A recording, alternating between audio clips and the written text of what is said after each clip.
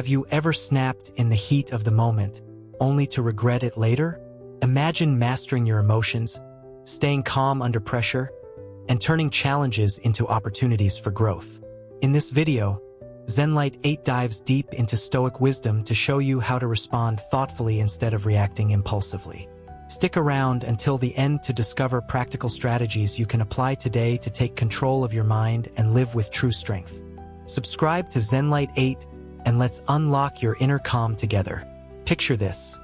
You're standing in a crowded coffee shop in downtown Seattle, the hum of conversation and the hiss of the espresso machine filling the air. Someone cuts in front of you in line, snagging the last blueberry muffin you've been eyeing for the past 5 minutes.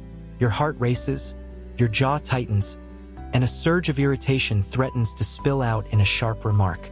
In that split second, you're at a crossroads. React impulsively and let the moment control you, or pause, breathe, and reclaim your power. This, my friend, is where true strength begins. In the quiet decision to master your emotions rather than let them master you.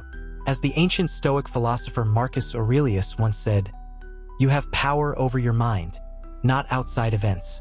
Realize this, and you will find strength."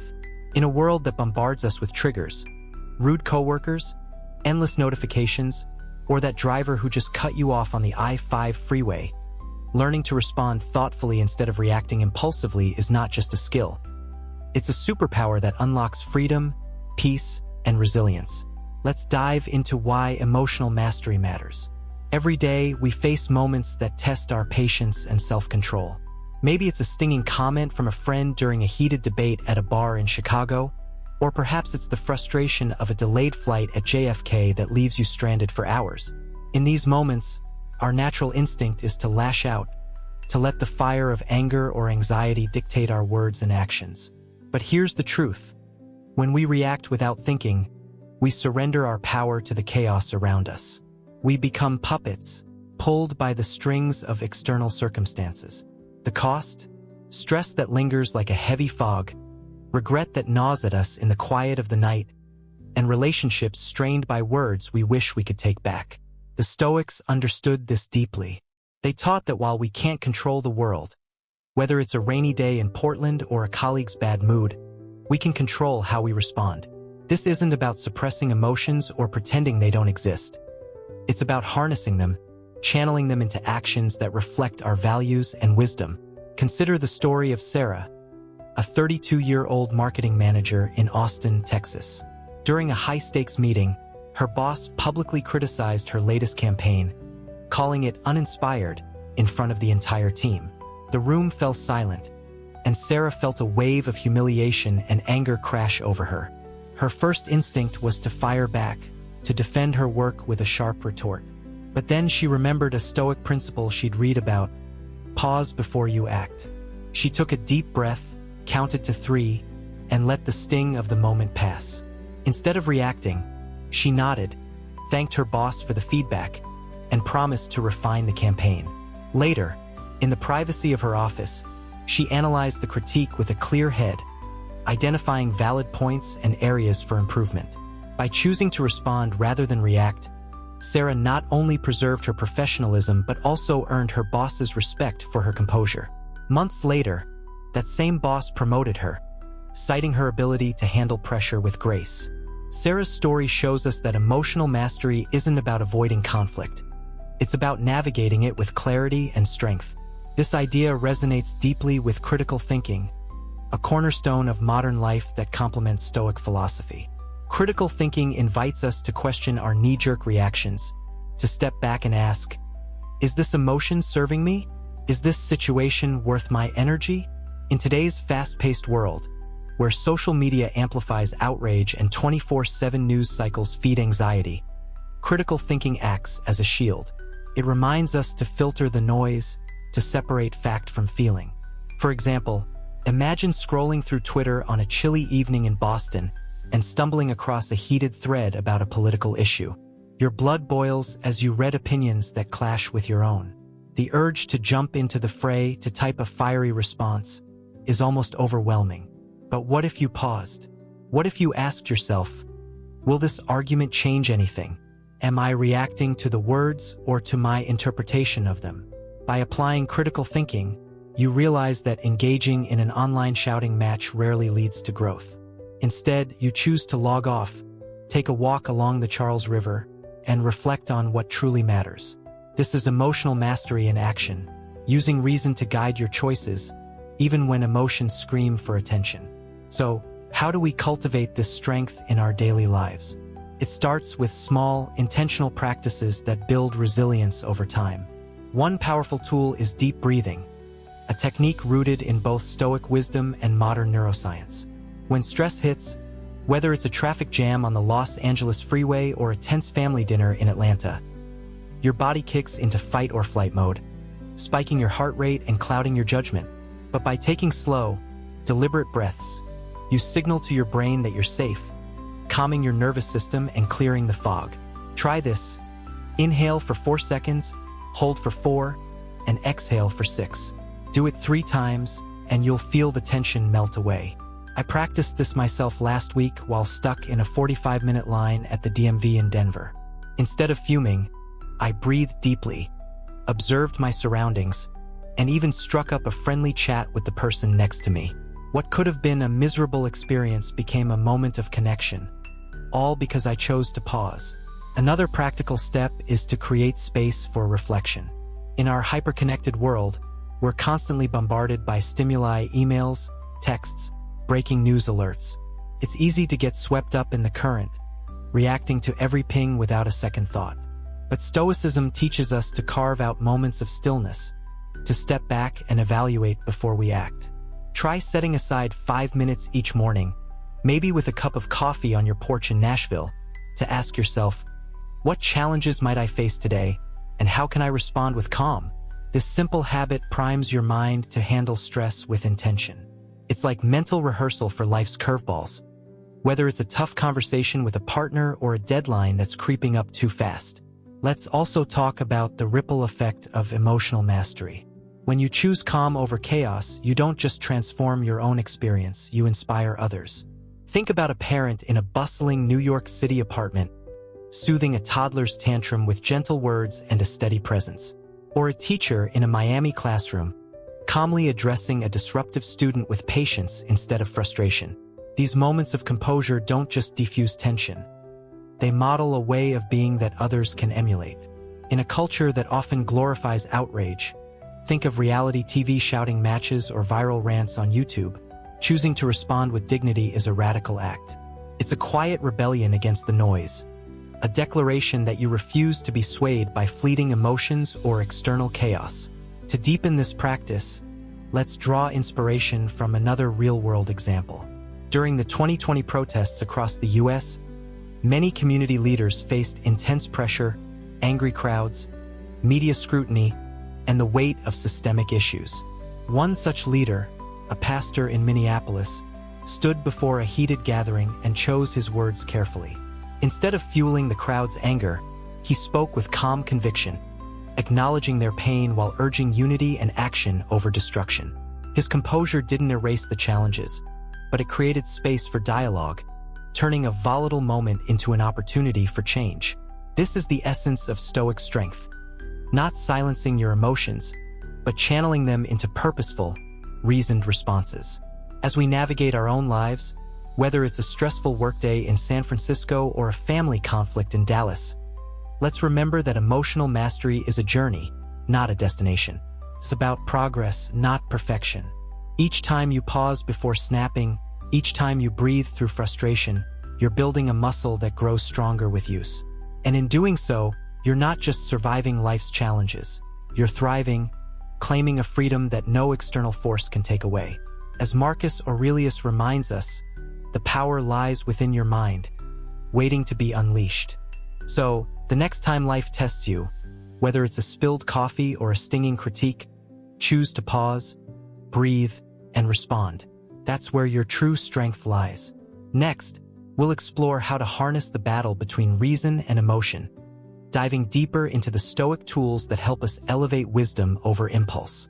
Imagine you're driving through the bustling streets of Miami, the sun blazing down on your windshield, when a car swerves into your lane without signaling, nearly clipping your bumper. Your heart pounds, and a flash of anger surges through you. Your first instinct is to honk, yell, or tailgate the reckless driver to teach them a lesson.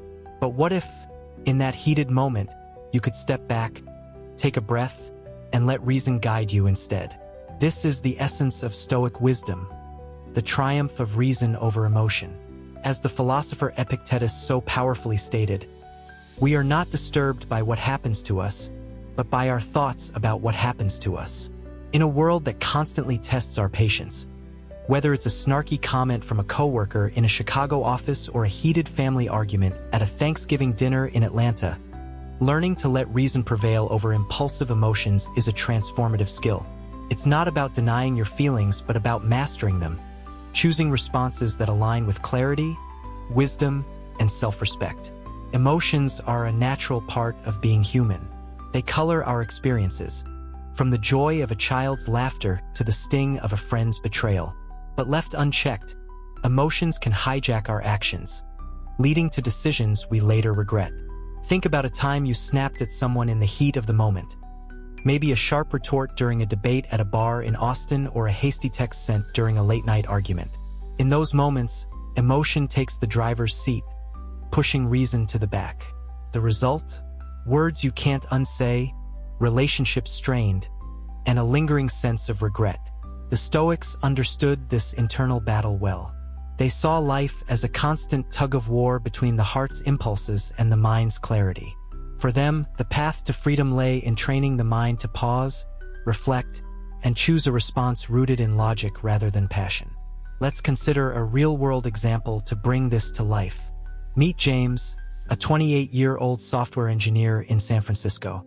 During a team meeting, a colleague dismissed his idea for a new app feature, calling it impractical with a condescending smirk. James felt a rush of anger and embarrassment, his mind racing with thoughts of proving his colleague wrong. His instinct was to fire back, to defend his idea with a biting remark. But then he remembered a Stoic lesson he'd come across in a podcast. Events don't upset us, our judgments about them do. Instead of reacting, James took a sip of his coffee, leaned back in his chair, and asked himself, "Is this worth my energy? What's the best way to move forward?" He realized that his colleague's dismissal wasn't about him. It was likely rooted in their own stress or insecurity. So, he calmly asked for clarification, turning the conversation into a constructive discussion. By the end of the meeting, his colleague not only apologized but also collaborated with him to refine the idea. James's choice to let reason guide him didn't just defuse the tension. It strengthened his reputation as a thoughtful leader. This principle ties directly to critical thinking, a vital tool in today's information-saturated world. Critical thinking is about questioning our assumptions, peeling back the layers of our emotional reactions to uncover the truth beneath. When someone cuts you off in traffic or snaps at you in a meeting, your emotions might scream, "They're out to get me." But critical thinking asks, is that true? What else could be going on? Maybe the driver was rushing to a hospital, or your colleague was under pressure from a looming deadline. By stepping back and analyzing the situation, you free yourself from the grip of knee-jerk reactions. This is especially crucial in our digital age, where social media platforms like Instagram and TikTok amplify emotional triggers. A single provocative post can spark outrage, tempting you to join the fray with a heated comment. But what if you pause to ask, does this align with my values? Will reacting change anything? More often than not, you'll find that letting the moment pass preserves your peace and energy for what truly matters. So, how do we train ourselves to let reason prevail? One powerful practice is to create a mental gap between stimulus and response. In the heat of the moment, whether it's a rude email from a client in New York or a passive-aggressive jab from a friend in Seattle, pause for just 3 seconds. Count silently 1, 2, 3. This tiny window gives your rational mind a chance to catch up, shifting control from your emotions to your intellect. I tried this myself last month during a tense phone call with a family member who criticized my career choices. Instead of snapping back, I paused, took a deep breath, and asked a clarifying question. "Can you explain what you mean?" That simple act turned a potential argument into a meaningful conversation. deepening our understanding of each other. Another practical tool is journaling, a Stoic practice that's as relevant today as it was in ancient Rome. Each evening, take 5 minutes to reflect on your day. Write down a moment when your emotions got the better of you. Maybe you raised your voice during a disagreement at a coffee shop in Portland, and ask, "What triggered me? How could I have responded differently?" This isn't about self-criticism, but about learning.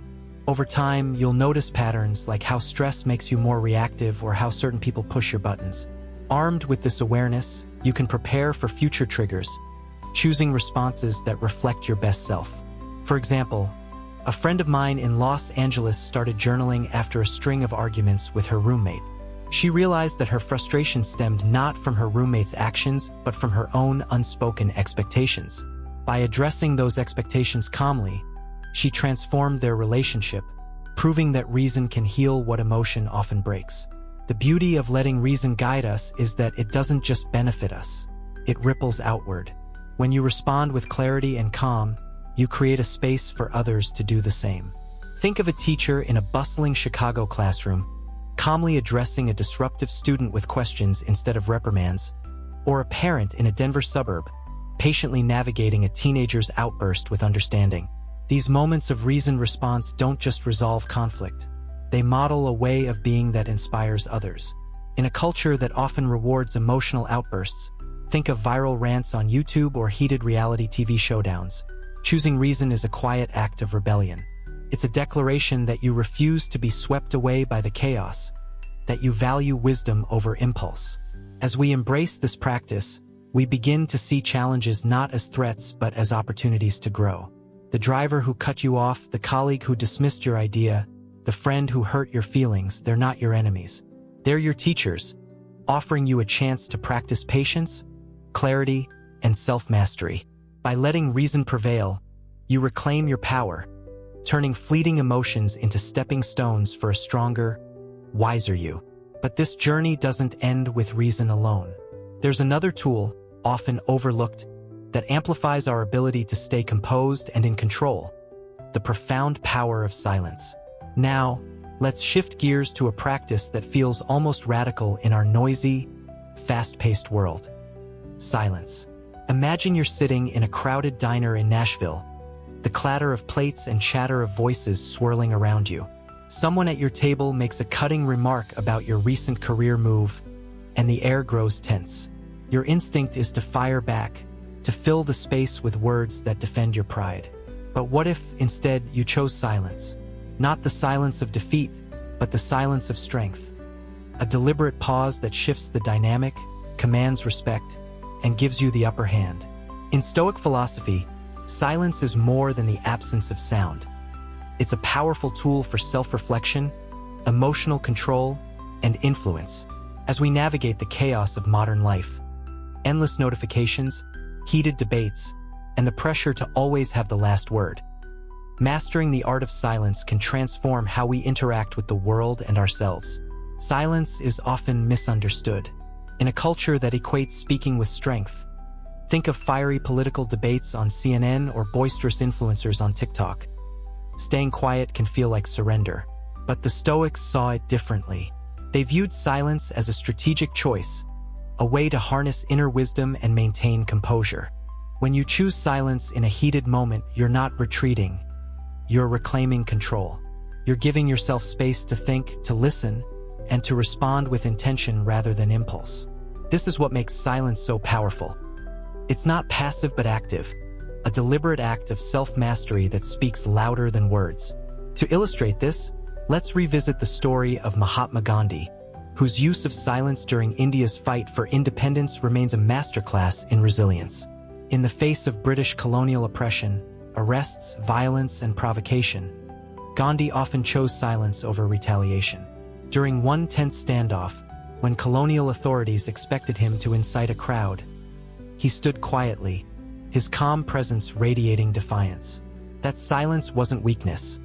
It was a calculated strategy that unnerved his opponents, forcing them to confront their own actions. It rallied millions, proving that silence, when wielded with purpose, can move mountains. Gandhi's example shows us that silence isn't just about withholding words.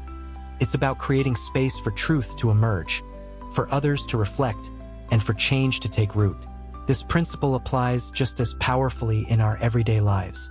Picture a heated boardroom meeting in New York City, where two executives are locked in a verbal sparring match over budget cuts. Voices rise, accusations fly, and the room crackles with tension. Then one executive, Maria, does something unexpected. She stops talking. She leans back, takes a slow sip of water, and lets the silence settle. The room shifts. Her colleagues, caught off guard, begin to second-guess their arguments. Maria's silence isn't passive. It's a power move, forcing everyone to pause and reconsider. When she finally speaks, her words carry weight, grounded in clarity and calm. By choosing silence, Maria didn't just win the argument. She elevated the conversation, turning conflict into collaboration. Silence also amplifies our ability to listen, a skill that's increasingly rare in our distracted world.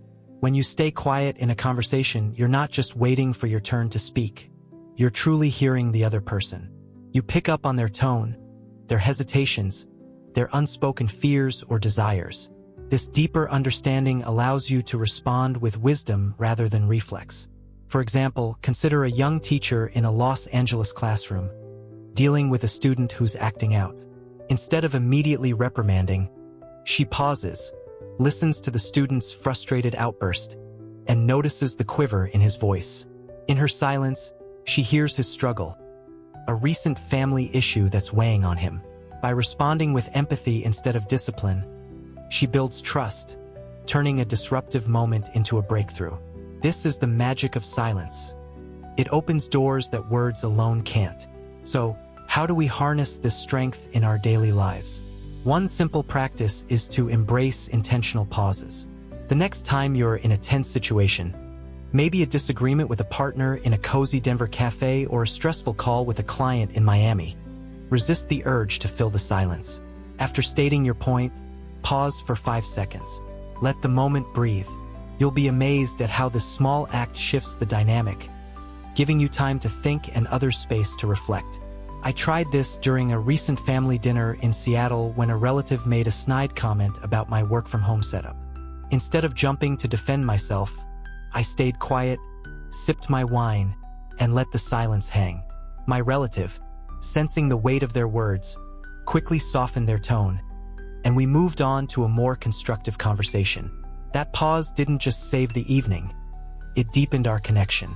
Another powerful way to cultivate silence is to carve out moments of stillness in your day. In our hyper-connected world, where smartphones buzz with notifications and news cycles never sleep, silence is a rare gift. Try this. Set aside 10 minutes each morning, maybe on a park bench in Boston or your balcony in San Diego, to sit quietly. Focus on your breath, let your thoughts drift, and simply be. This practice, rooted in Stoic mindfulness, trains your mind to find calm amid chaos. It's like hitting the reset button, preparing you to face the day's challenges with clarity. A friend of mine in Chicago started doing this after a stressful year at work.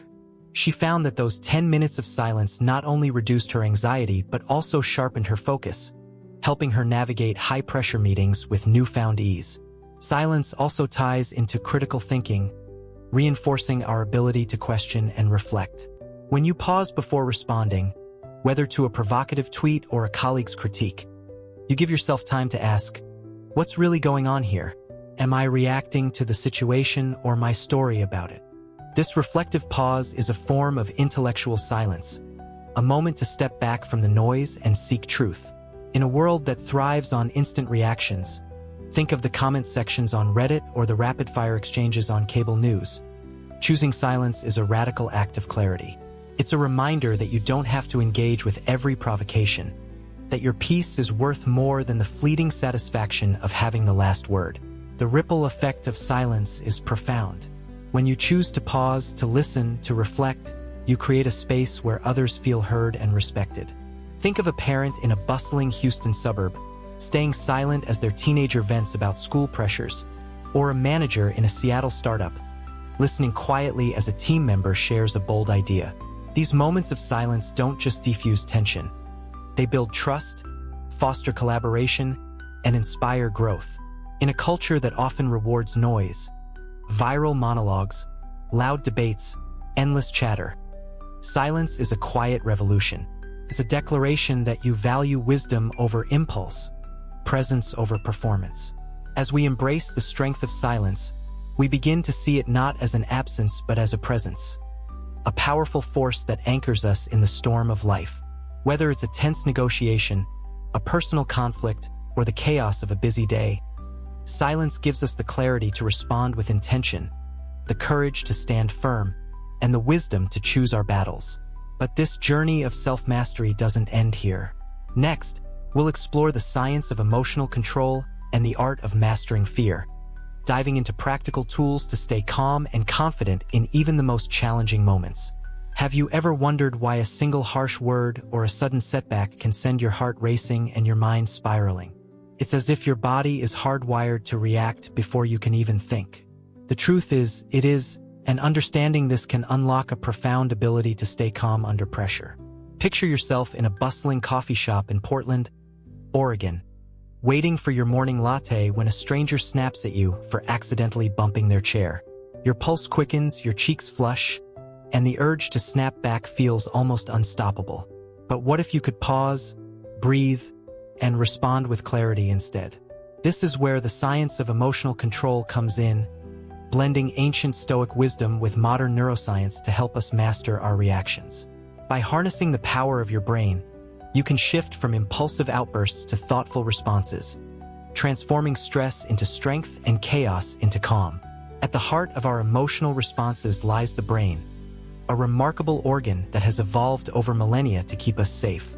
Deep within its structure is the amygdala, a small, almond-shaped cluster of neurons often called the brain's emotional alarm system.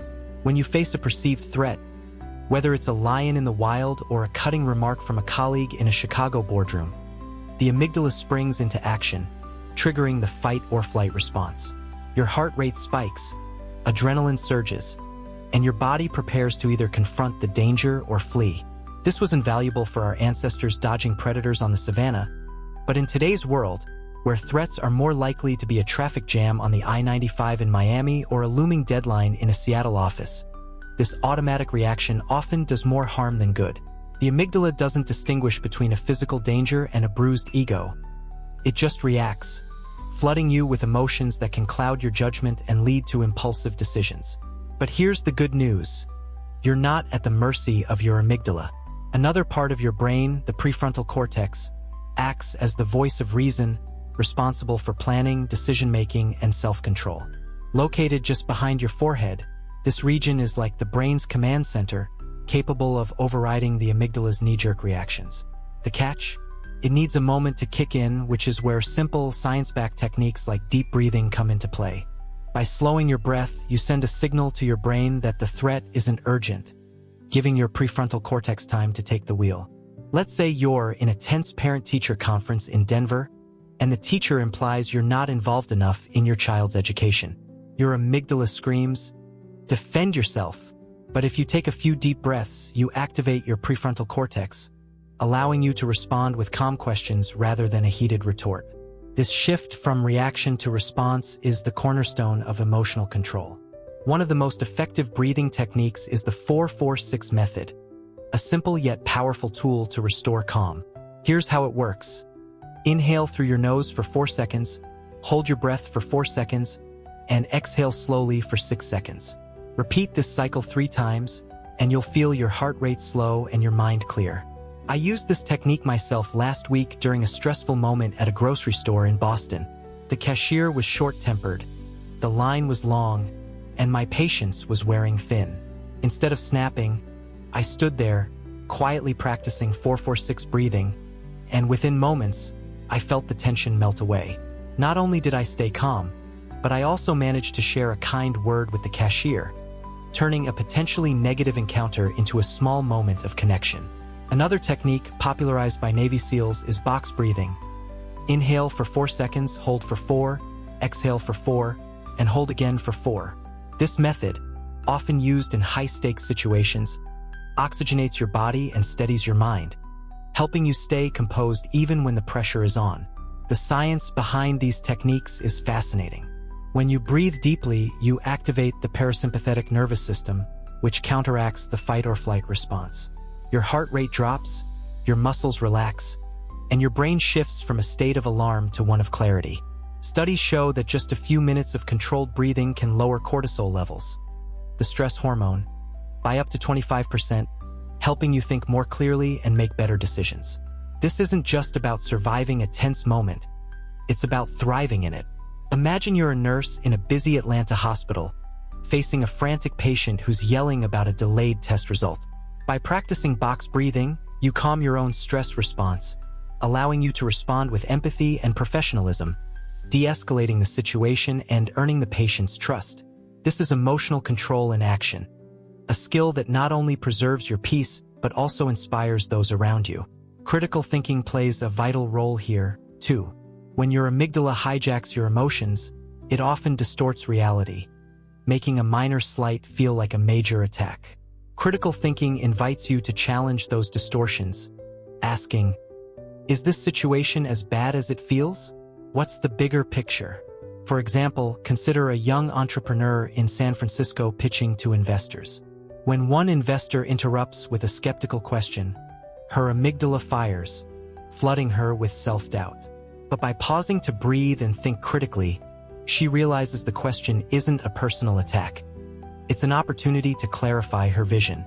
This blend of science and Stoic wisdom empowers us to see challenges not as threats but as puzzles to solve.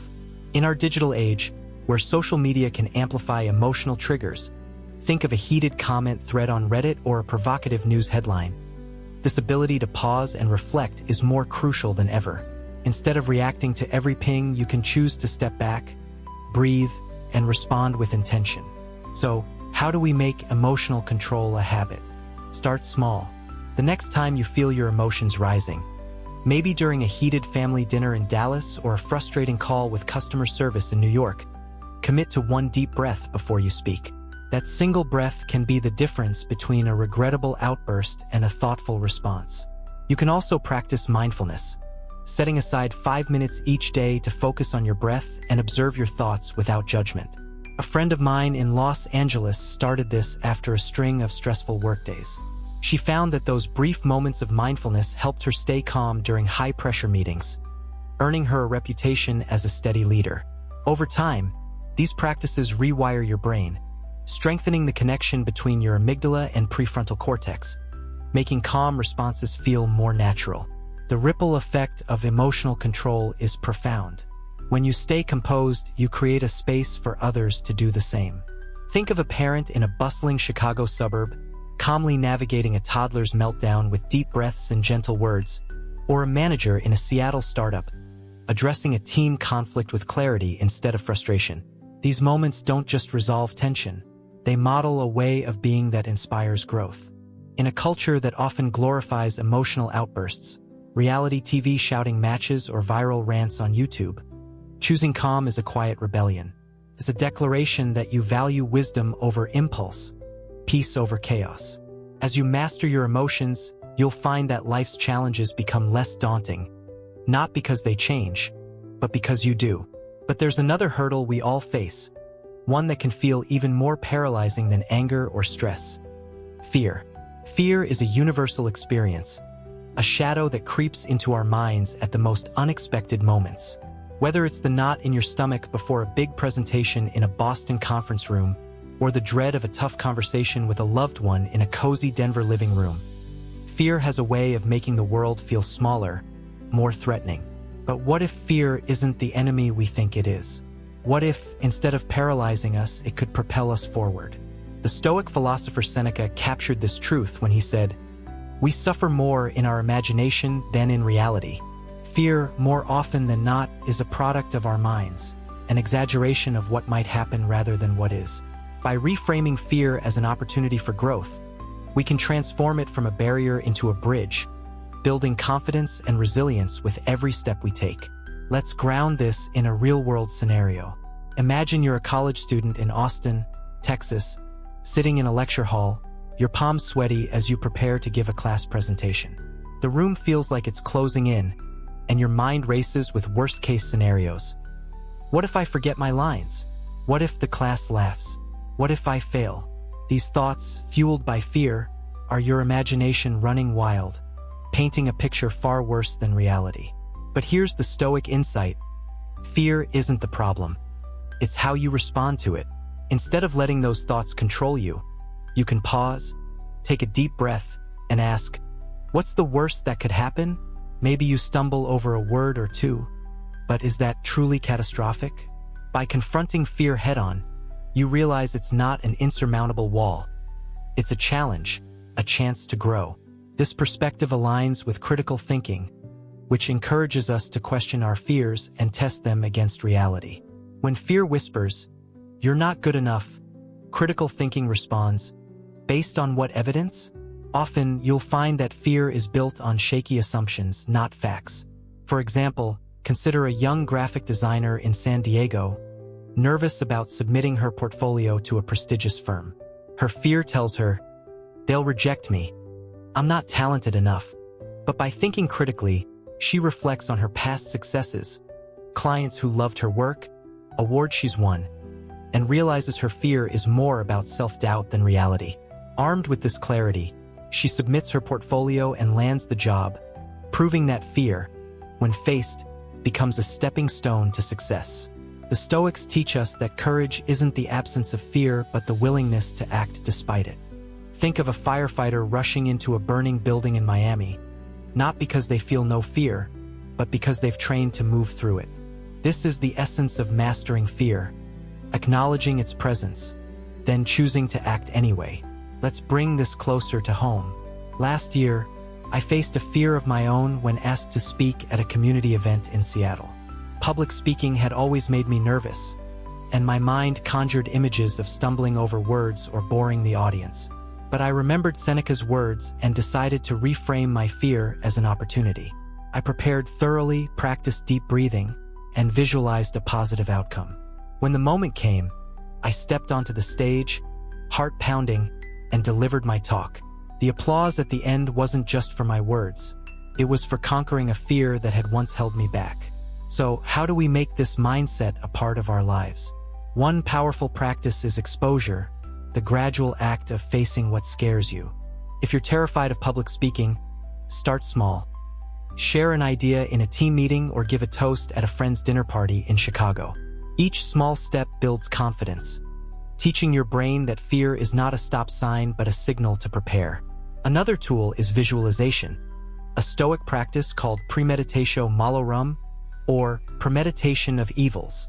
Each morning, take a moment, maybe over coffee in a cozy New Orleans cafe, to imagine the challenges you might face that day. Picture a tough conversation or a high-stakes deadline, and mentally rehearse how you'll respond with calm and courage.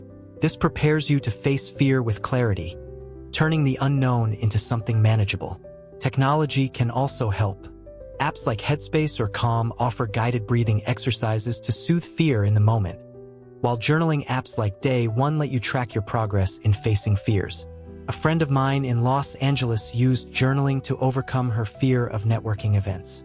Each time she attended one, she wrote about what scared her and how she handled it, gradually realizing that her fear was less about the events and more about her own self-doubt. Over time, she became a confident networker, landing new clients and friendships. These tools, combined with Stoic principles, empower us to see fear not as a foe but as a teacher, guiding us toward growth. The impact of mastering fear extends beyond ourselves. When you act despite fear, you inspire others to do the same. Think of a parent in a bustling Houston suburb, calmly addressing their child's fear of the dark with stories of courage, or a coach in a Miami gym, encouraging a shy athlete to compete despite self-doubt. These moments ripple outward, creating a culture of resilience. In a world that often amplifies fear through sensational news or social media doom scrolling, choosing to face fear is a radical act. It's a declaration that you refuse to be paralyzed, that you value growth over comfort. As we embrace this practice, we begin to see fear not as a barrier but as a catalyst. Every time you step through fear, whether it's speaking up in a meeting, asking for a raise, or trying something new, you build a stronger, more confident version of yourself. Life's challenges become less daunting, not because they shrink, but because you grow. But this journey of self-mastery doesn't end here. Next, we'll explore strategies for handling conflict and turning suffering into strength, uncovering practical tools to navigate life's toughest moments with grace and resilience. Conflict is an inevitable part of life, like a sudden rainstorm on a sunny afternoon in Seattle.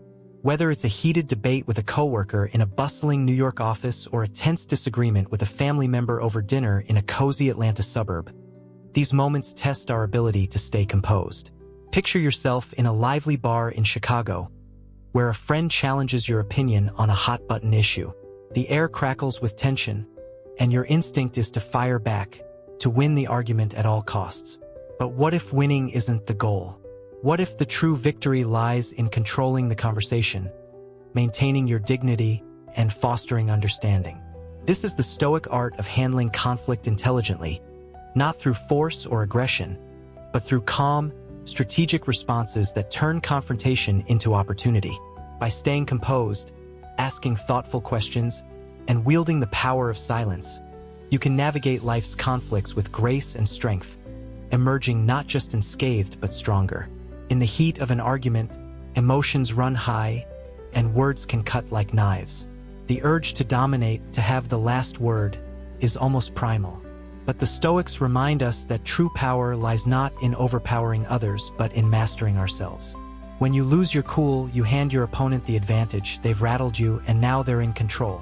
Staying calm, on the other hand, is like holding a shield. It protects your peace and forces others to rethink their approach. Let's ground this in a real-world example. Meet Emily, a 35-year-old project manager in San Francisco. During a team meeting, a colleague publicly questioned her timeline for a major project, implying she was disorganized. The room fell silent, and Emily felt a surge of defensiveness. Her instinct was to snap back, to list her credentials and shut down the critique. But instead, she took a deep breath and asked, "Can you clarify what concerns you about the timeline?" Her calm, open-ended question shifted the dynamic. Her colleague, caught off guard, stumbled through an explanation, revealing their own confusion about the project's scope. By staying composed, Emily turned a potential conflict into a productive discussion, earning her team's respect and resolving the issue collaboratively. This strategy, asking questions instead of counterattacking, is a cornerstone of intelligent conflict resolution. Questions like, "Can you explain that further?" or "What makes you feel that way?" do more than defuse tension. They invite reflection, encouraging the other person to examine their own position. This approach aligns with critical thinking, which urges us to seek understanding over victory. In a culture that often glorifies argumentative showdowns, think of cable news debates or viral Twitter spats. Asking questions is a quiet act of rebellion. It signals confidence, not weakness, showing that you're secure enough to listen and learn. For example, imagine a heated family reunion in Dallas, where a relative criticizes your career choices. Instead of defending yourself, you say, "I'd love to hear more about why you think that." Suddenly, the conversation shifts from confrontation to dialogue, and you might uncover insights or misunderstandings that deepen your connection. Another powerful tactic is paraphrasing the other person's perspective. When you say, "If I understand correctly," you're saying, you demonstrate that you're truly listening, not just waiting for your turn to speak. This simple act can disarm even the most aggressive opponent, as it forces them to see their words through your lens. Consider a young teacher in a Miami classroom navigating a parent's complaint about their child's grades. Instead of arguing, the teacher says, "It sounds like you're worried about your son's progress and want to ensure he's supported." The parent, feeling heard, softens, and the conversation turns collaborative. This technique doesn't just resolve conflict, it builds trust, showing others that you value their perspective, even if you disagree. Then there's the invisible strength of silence, a tool we explored earlier but one that shines in conflict. After stating your point, resist the urge to keep talking.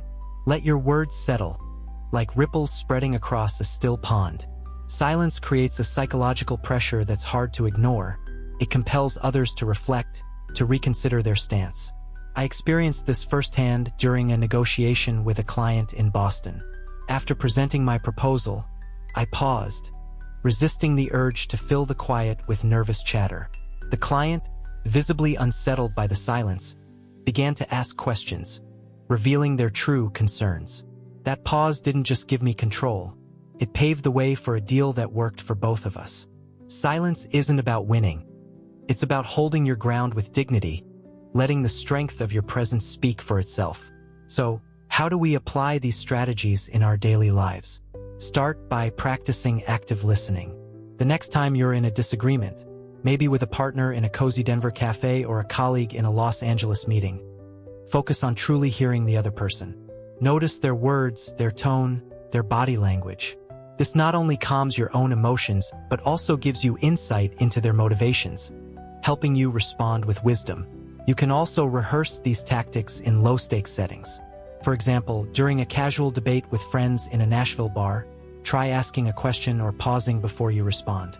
These small experiments build confidence, preparing you for bigger conflicts. Technology can help, too. Apps like Notion or Evernote let you jot down reflections after a disagreement, analyzing what worked and what didn't. A friend of mine in Seattle started doing this after a string of workplace conflicts. She found that tracking her responses helped her stay calm and strategic, earning her a promotion for her leadership skills. The ripple effect of handling conflict intelligently is profound. When you stay calm and thoughtful, you create a space for others to do the same. Think of a parent in a bustling Houston suburb, using questions to navigate a teenager's outburst, or a manager in a Chicago startup, using silence to defuse a team dispute. These moments don't just resolve tension. They model a way of being that inspires growth. In a world that often rewards aggression, think of reality TV shouting matches or viral rants on TikTok. Choosing intelligent conflict resolution is a radical act. It's a declaration that you value understanding over victory, peace over chaos. As you master these skills, you'll find that conflicts become less daunting, not because they disappear, but because you've learned to navigate them with grace. But life's challenges don't always come in the form of arguments. Sometimes, they arrive as pain, testing our resilience in ways we never expected. Pain, whether physical or emotional, is a universal human experience, like a storm that sweeps through every life. It might be the ache of a broken heart after a breakup in a quiet New Orleans apartment, or the sting of failure after a rejected job application in a busy San Francisco office.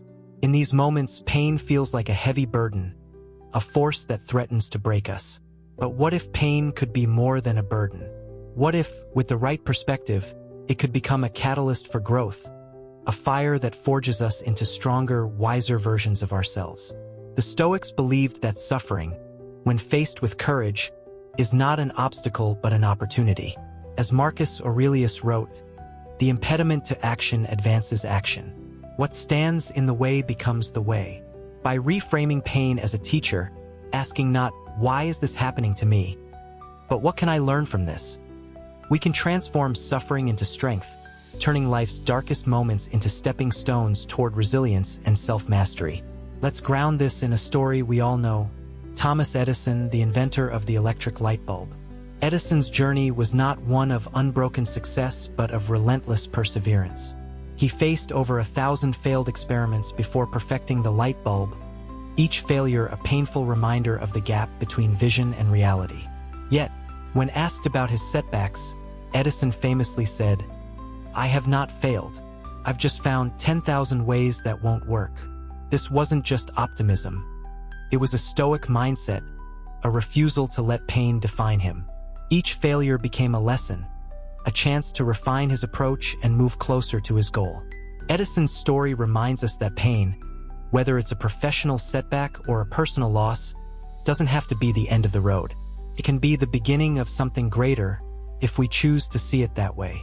This perspective resonates deeply with critical thinking, which urges us to question our initial reactions to pain.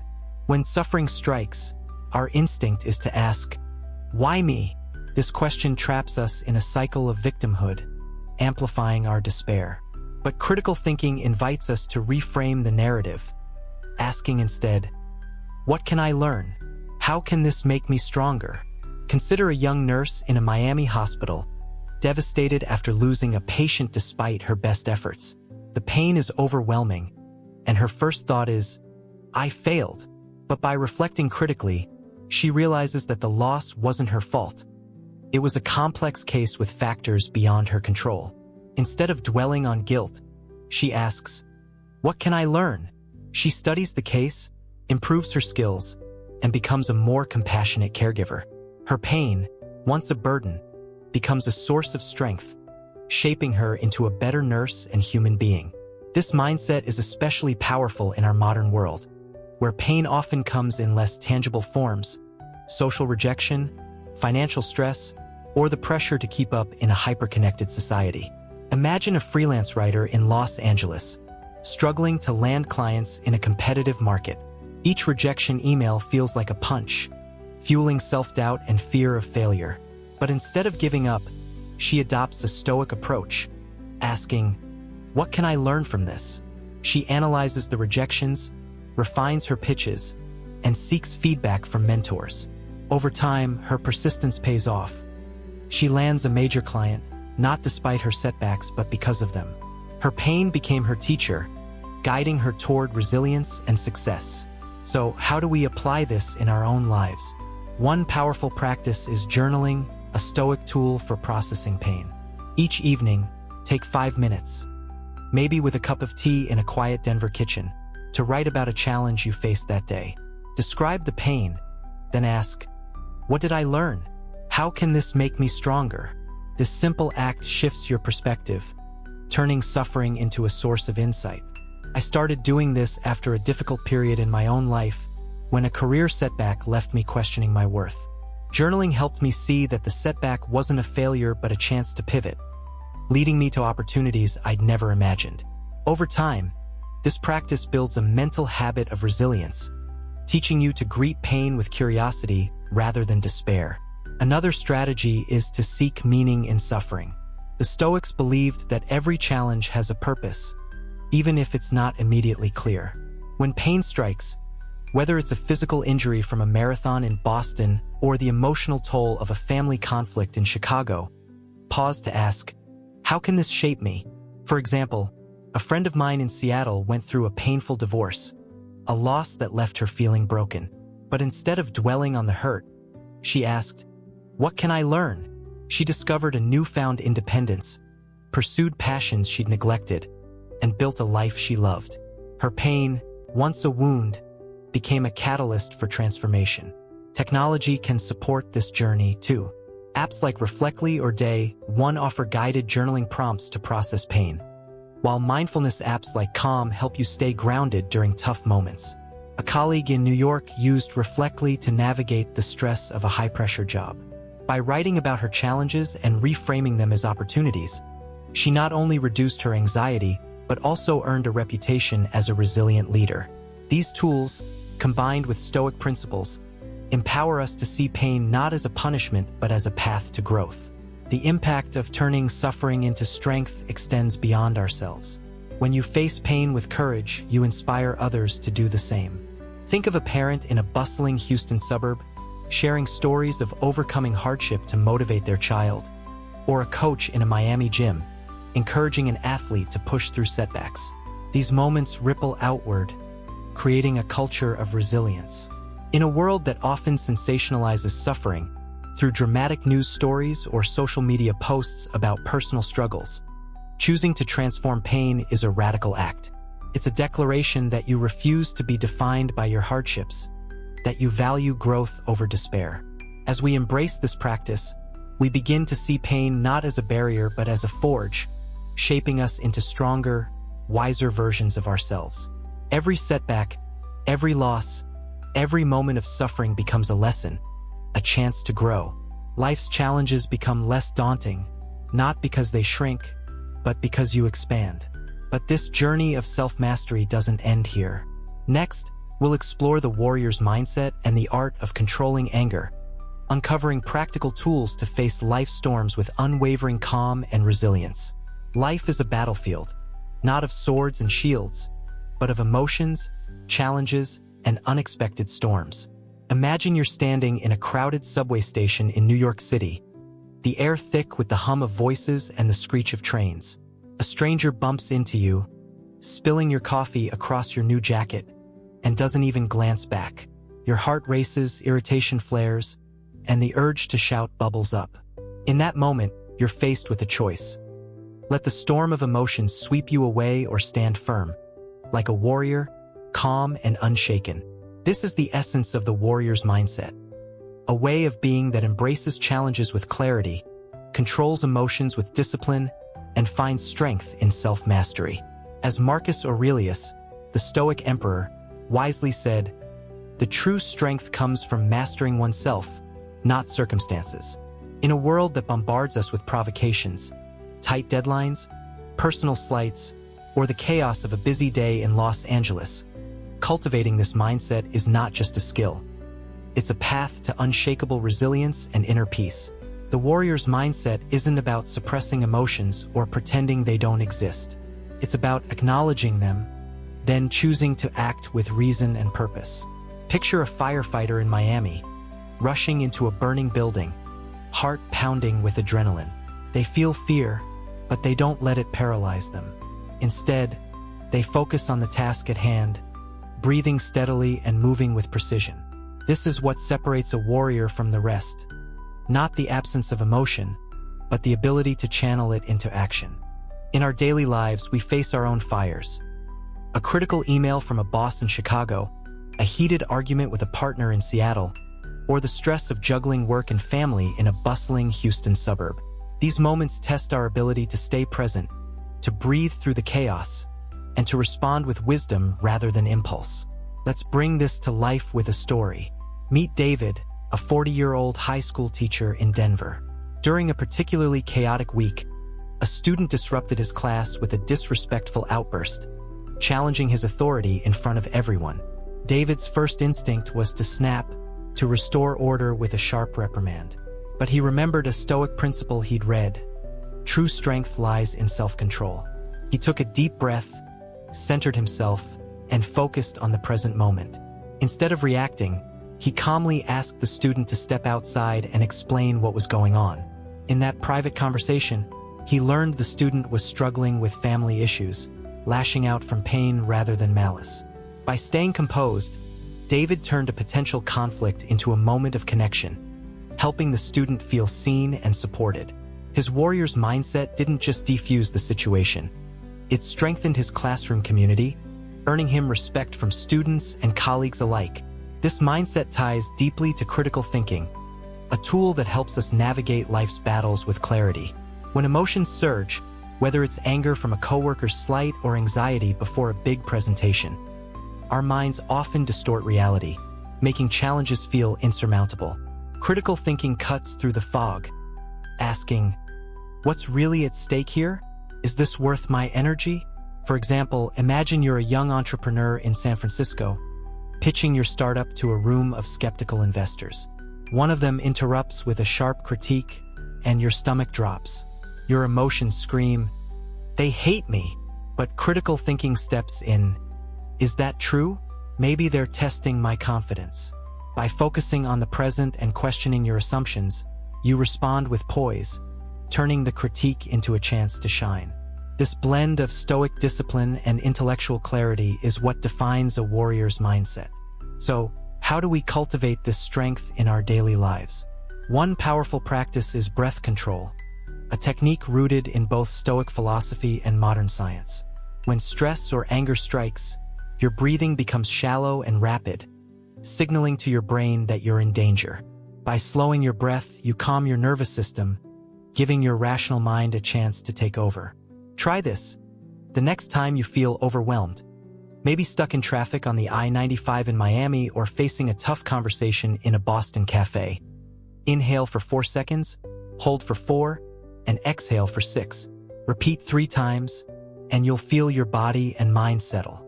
I used this last month during a tense family gathering in Chicago when a relative's comment about my career choices stung. Instead of snapping, I breathed deeply, stayed present, and responded with a calm question that shifted the conversation.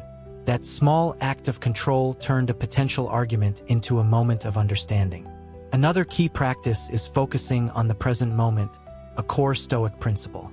Too often, we're caught up in regrets about the past or worries about the future, which amplifies our emotional reactions.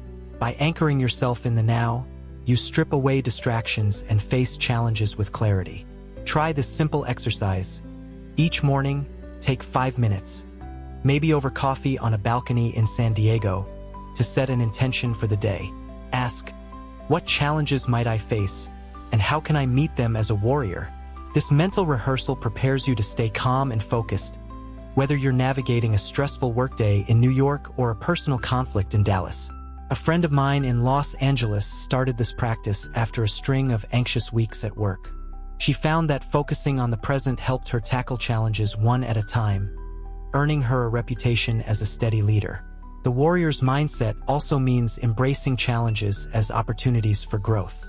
Like a soldier training for battle, every obstacle you face, whether a professional setback or a personal loss, strengthens your resilience. Consider a single parent in a bustling Atlanta suburb, juggling work and childcare while facing financial stress. Instead of succumbing to overwhelm, they adopt a warrior's mindset, tackling each day with discipline and focus.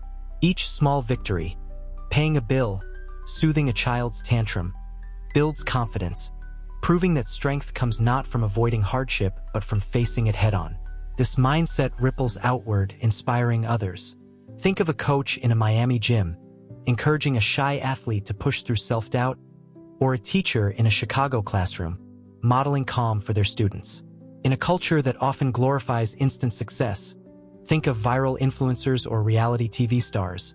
Choosing the warrior's path is a quiet rebellion, a commitment to growth over comfort. As we cultivate this mindset, we begin to see life's challenges not as threats but as training grounds. Every moment of stress, every test of patience, becomes a chance to practice self-mastery, to forge a stronger, wiser version of ourselves. But even the strongest warriors face one emotion that can derail their resolve: anger.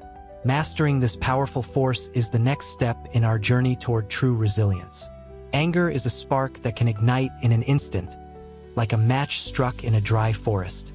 Picture yourself in a busy coffee shop in Portland, Oregon, waiting for your order when a customer cuts in line, grabbing the last scone you've been eyeing. Your blood boils, your fists clench, and sharp words rise to your lips. In that moment, anger feels like a force beyond your control, urging you to lash out. But what if you could douse that spark before it becomes a wildfire?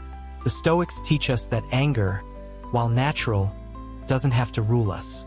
By understanding its fleeting nature, detaching from provocations, and reshaping our inner dialogue, we can transform anger from a destructive force into a manageable one.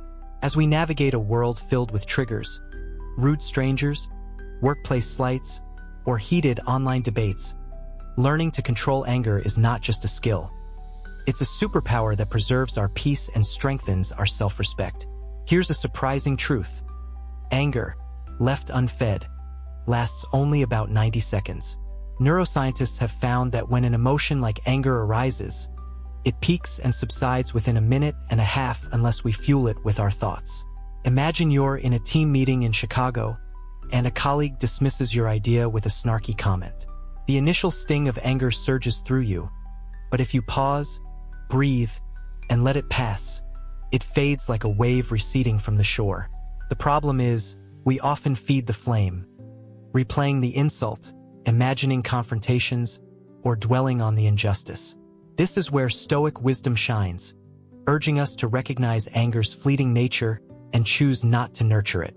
By simply saying to yourself, "This will pass in 90 seconds," you create a mental buffer, giving your rational mind time to take control. Let's see this in action with a real-world example. Meet Sarah, a 32-year-old nurse in Atlanta. During a hectic shift, a patient yelled at her for a delay in medication, accusing her of incompetence. Sarah felt a rush of anger, her mind racing with thoughts of defending herself. But she remembered a Stoic lesson from a book she'd read: don't take insults personally. Instead of snapping, she took a deep breath, counted to 10, and reminded herself, "This anger will fade." She realized the patient's outburst was likely rooted in fear and pain, not a true attack on her skills. With this perspective, she responded with calm empathy, reassuring the patient and resolving the issue.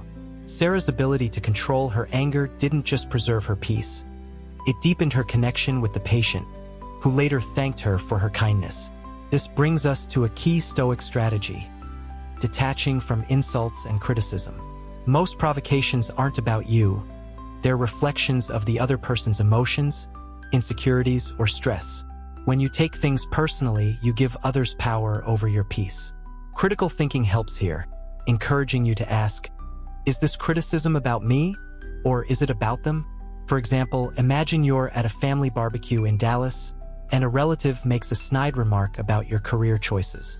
Your anger flares, but by pausing to think critically, you realize their comment stems from their own regrets, not your worth. Instead of arguing, you smile and change the subject, preserving the harmony of the day. This shift in perspective is liberating, freeing you from the trap of personalizing every slight. Another powerful tool is reshaping your inner dialogue. When anger strikes, our minds often spiral into thoughts like, "How dare they disrespect me?" These fuel the fire, prolonging the emotion. Instead, try asking, "Is this worth losing my calm over?" This simple question creates a pause, giving you space to choose a response rather than a reaction. I practiced this last week during a frustrating encounter with a customer service rep in Boston.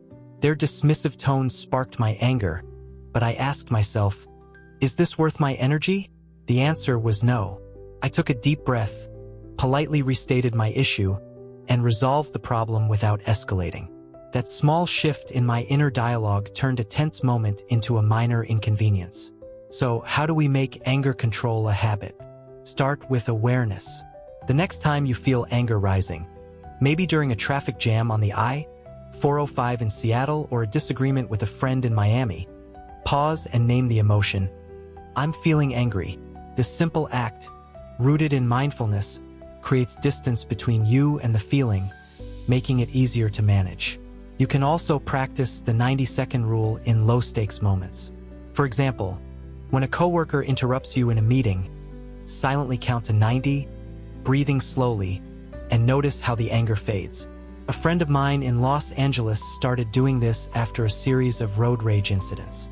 He found that counting to 90 not only calmed him, but also made him a more patient driver, improving his daily commute. Technology can support this journey too. Apps like MoodPath or Wobot offer prompts to track and manage emotions, helping you identify anger triggers and practice new responses. A colleague in New York used Wobot to navigate workplace stress, learning to pause and reframe her reactions to critical feedback. Over time, she became known for her composure, earning a promotion for her leadership. These tools, combined with Stoic principles, empower us to see anger not as a master but as a servant, a signal to pause and choose wisely. The ripple effect of controlling anger is profound. When you stay calm, you create a space for others to do the same. Think of a parent in a bustling Denver suburb responding to a child's tantrum with patience instead of frustration, or a manager in a San Francisco startup addressing a team conflict with clarity rather than heat. These moments don't just preserve peace, they inspire growth. In a culture that often glorifies anger, think of viral rants on TikTok or heated reality TV showdowns. Choosing calm is a radical act. It's a declaration that you value self-respect over ego, wisdom over impulse. As you master your anger, you'll find that life's provocations become less daunting, not because they vanish, but because you've learned to meet them with strength. But this journey of self-mastery doesn't end here. Next, we'll explore the profound art of applying silence in daily life, uncovering how this simple practice can transform your interactions and deepen your inner peace. In a world that never stops talking, where notifications ping relentlessly, news cycles churn with negativity, and everyone seems to have an opinion on everything, silence feels like a rare and precious gift. Picture yourself sitting in a bustling coffee shop in Seattle, the air alive with the clatter of cups and the hum of conversations. Your phone buzzes with another alert. A coworker's email demands your attention, and the weight of the day presses down. In that moment, the noise feels overwhelming, pulling you in every direction. But what if you could step back, embrace the power of silence, and find clarity amid the chaos? This is the Stoic art of applying silence in daily life, not just as a pause from sound, but as a deliberate practice to deepen your emotional control, sharpen your decisions, and reclaim your inner peace. As we navigate the fast-paced, information-saturated landscape of modern life, silence becomes more than a luxury. It's a tool for resilience, wisdom, and self-respect, exemplified by figures like Warren Buffett, whose quiet reflection has guided some of the most impactful decisions in business history. Silence is often misunderstood as mere absence. Absence of words, of action, or even of strength. But the Stoics saw it differently. Silence is presence, a conscious choice to step away from the noise and connect with your inner wisdom. It's the space where you process emotions, reflect on challenges, and choose responses that align with your values. In today's world, we're bombarded by stimuli, social media feeds, 24/7 news, and the pressure to always be on. This constant input can hijack our emotions, leaving us reactive, stressed, and disconnected. Silence offers a counterbalance, a way to reset and reclaim control. Let's ground this in a real-world example. Meet Rachel, a 29-year-old marketing analyst in Chicago. Her days were a whirlwind of meetings, emails, and social media campaigns, leaving her drained and quick to snap at small frustrations. One evening, after a particularly chaotic day, she stumbled across a Stoic idea in a podcast: carve out moments of stillness to regain clarity. She started spending 10 minutes each morning in silence, sitting on her apartment balcony with a cup of coffee, simply breathing and observing her thoughts. That small practice transformed her. She became more patient in meetings, more thoughtful in her responses, and more resilient to stress. Rachel's story shows that silence isn't about escaping life. It's about engaging with it more deeply, with intention and calm. One of the most powerful ways to apply silence is by reducing exposure to negative information. In our digital age, negativity is everywhere. Clickbait headlines, divisive tweets, or sensationalized news stories designed to spark outrage. These inputs fuel stress and anger, clouding our ability to think clearly. The Stoics would urge us to filter this noise, to be selective about what we let into our minds. Try this. For 1 week, limit your consumption of news and social media to 15 minutes a day, ideally from curated sources that inform rather than inflame. I did this myself last month, cutting back on scrolling through X during a particularly heated news cycle. Instead, I spent that time reading a book or walking along the Charles River in Boston. The result? My mind felt lighter, my mood steadier, and my focus sharper. By creating a buffer against negativity, you protect your emotional well-being, giving yourself space to reflect and respond with wisdom. Another practice is dedicating time to intentional stillness. Just 10 minutes a day, whether in a quiet park in Miami or your living room in Denver, can work wonders. Sit comfortably, close your eyes, and focus on your breath, letting thoughts come and go without judgment. This isn't about emptying your mind, but about observing it, creating a mental space where emotions settle and clarity emerges. Studies show that even brief mindfulness practices can reduce stress hormones by up to 20%, helping you stay calm under pressure. A friend of mine in Los Angeles started this after a stressful year at work. She found that her daily 10 minutes of silence not only eased her anxiety but also improved her decision-making, earning her a reputation as a thoughtful leader. This practice, rooted in Stoic mindfulness, is like a mental gym, strengthening your ability to stay composed in life's storms. Silence also transforms how we communicate. In conversations, we often feel pressured to fill every pause, to have a quick comeback or a clever reply. But listening, truly listening, is a form of silence that builds connection and understanding. The next time you're talking with a friend in a cozy New Orleans cafe or a colleague in a bustling New York office, try this. After they speak, pause for 3 seconds before responding. Use that moment to absorb their words, notice their tone, and consider your reply. This small act of silent listening shows respect, deepens the conversation, and often reveals insights you'd miss in the rush to speak. I practiced this during a recent family dinner in Atlanta, when a relative shared a concern about their job. Instead of jumping in with advice, I paused, listened, and asked a thoughtful question. That silence turned a casual chat into a meaningful exchange, strengthening our bond. Warren Buffett, one of the world's most successful investors, exemplifies the power of silence in decision-making. Known for his quiet, reflective approach, Buffett spends hours reading and thinking, avoiding the noise of market trends or media hype. In 2008, during the financial crisis, while others panicked, Buffett stayed calm, using his silent reflection to make strategic investments that paid off massively. His example shows that silence isn't just about emotional control. It's about clarity, allowing you to cut through the clutter and make decisions that reflect your deepest values.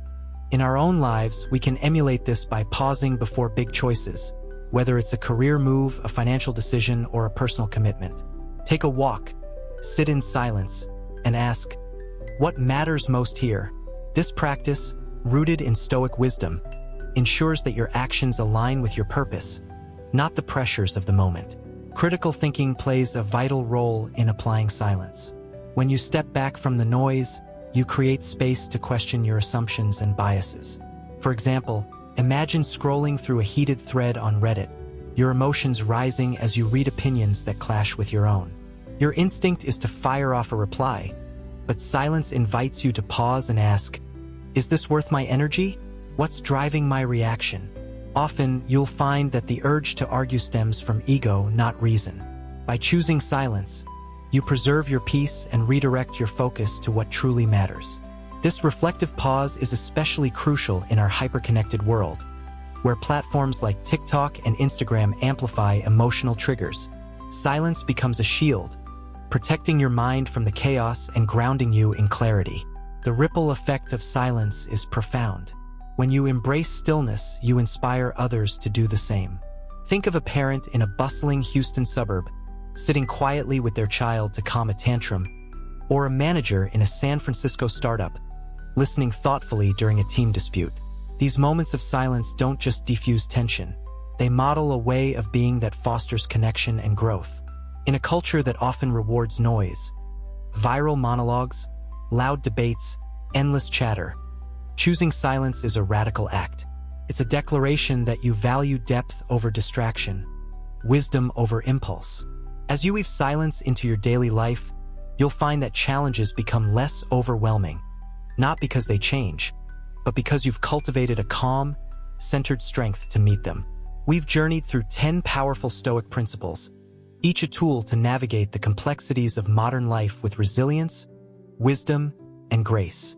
From mastering emotions to embracing the warrior's mindset, from controlling anger to applying silence, these lessons remind us that true strength lies not in controlling the world, but in mastering ourselves. Emotional mastery teaches us to pause and respond thoughtfully, turning chaos into calm. Reason over emotion empowers us to choose wisdom over impulse, while silence offers a space for reflection and connection.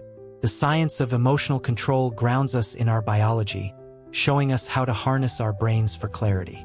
Mastering fear transforms it from a foe into a teacher, while intelligent conflict resolution turns arguments into opportunities. Turning suffering into strength forges resilience from pain, and the warrior's mindset equips us to face life's battles with courage. Controlling anger preserves our peace, and applying silence deepens our decisions and relationships. Together, these principles form a blueprint for living with purpose in a world that often feels overwhelming. In today's fast-paced, hyper-connected society, these Stoic lessons are more relevant than ever. Start small. Practice one deep breath before reacting. Set aside 10 minutes for silence each day, or ask, what can I learn? When pain strikes. These practices don't require grand gestures, just a commitment to progress. Whether you're navigating a stressful workday in Chicago, a personal setback in Miami, or a family conflict in Seattle, these tools will anchor you, helping you respond with clarity and strength. The beauty of Stoicism is its practicality. It's not about perfection, but about showing up, day after day, as the best version of yourself. Now it's time to take action. If this journey has inspired you, head over to the ZENLIGHT 8 YouTube channel and subscribe to dive deeper into Stoic wisdom and practical life strategies. Share this video with someone who needs a dose of resilience, and let's build a community of warriors who choose wisdom over chaos. In the comments below, share 7 lessons you've learned from this video. Whether it's the power of silence, the art of controlling anger, or the courage to face fear, your insights will inspire others, and we can't wait to read them. Let's commit to living the Stoic way, one thoughtful choice at a time, and together, we'll create a life of purpose, peace, and strength.